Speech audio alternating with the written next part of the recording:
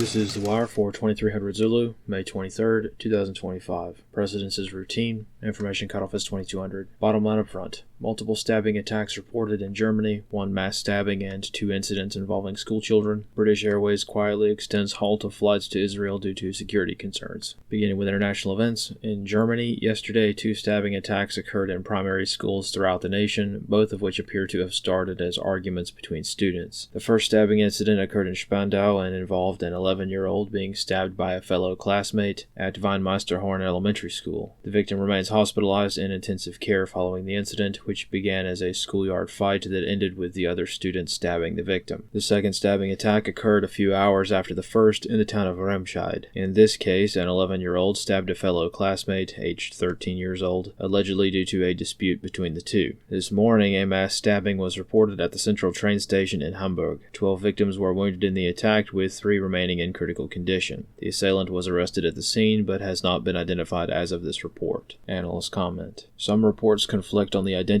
of the assailant. Some sources claim the attacker was female, while others state that it was male or at minimum of questionable status. In the Middle East, this morning Israeli media reported that British Airways canceled all flights in and out of Israel until July 31st due to security concerns. Analysts comment. This is an interesting case, as British Airways hasn't publicly acknowledged this development, at least not yet. As a reminder, British Airways, along with a few other smaller airlines, had halted all flights into and out of Israel's Ben Gurion Airport due to successful Houthi missile strikes a few months ago. Overnight, it seems as though Israeli journalists went onto the British Airways website and discovered that tickets could not be booked for the airport until August. As such, what is being touted as a flight ban is probably a quiet and non-publicized extension of a pre-existing flight ban for security reasons. Analyst comments for this wire. Right now, details on both juvenile-linked stabbing incidents in Germany are sketchy at best. Quite literally, 0 mainstream media outlets have mentioned either incident. Even Googling these stories turns up 0 search results. However, the small handful of local German-language media sources have suggested that both assailants were German citizens of an immigrant origin. A few AfD politicians and figures have also made similar statements, but since the offenders are juveniles, very little investigation will be conducted due to Germany's procedures involving underage criminals. Similarly, the axe attack that occurred 2 days ago in the parking lot of a grocery store in France has received little media attention and has subsequently been hard to find any details on. Most local French-language independent media that has mentioned the story seems to think this axe murder was an intracultural violence situation, as both the victim and perpetrator were of Turkish ethnicity. In any case, though these brutal attacks and murders are very common throughout Europe, it's become increasingly difficult to find out that an attack occurs in the first place. In almost all cases, the only way the world knows of an attack is via individual citizens posting about the incident on social media in such a way that does not trigger algorithmic suppression of the information. This concludes The Wire for 2300 Zulu, May 23rd, 2025.